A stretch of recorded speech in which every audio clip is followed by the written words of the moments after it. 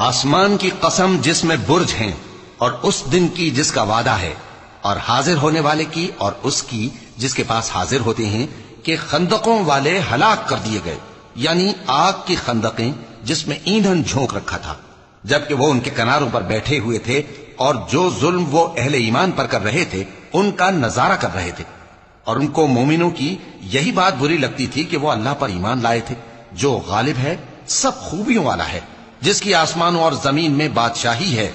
اور اللہ ہر چیز سے واقف ہے۔ ان لوگوں نے مومن مردوں اور مومن عورتوں کو تکلیفیں دیں اور توبہ نہ کی، ان کو دوزخ کا اور عذاب بھی ہوگا اور جلنے کا عذاب بھی، اور جو لوگ ایمان لائے اور نیک کام کرتے رہے ان کے لیے باغات ہیں جن کے نیچے نہریں بہ رہی ہیں، یہی بڑی کامیابی ہے۔ بے شک تمہارے پروردگار کی پکڑ بہت سخت ہے، وہی پہلی دفعہ پیدا کرتا ہے اور وہی دوبارہ زندہ کرے گا، اور وہ بخشنے والا ہے، بہت محبت کرنے والا ہے، عرش کا مالک، بڑی شان والا، جو چاہتا ہے سو کر ڈالتا ہے۔ بھلا تم کو لشکروں کا حال معلوم ہوا ہے، یعنی فرعون اور سمود کا؟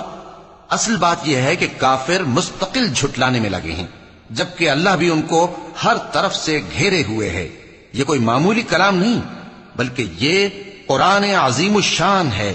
لوح محفوظ میں لکھا ہوا۔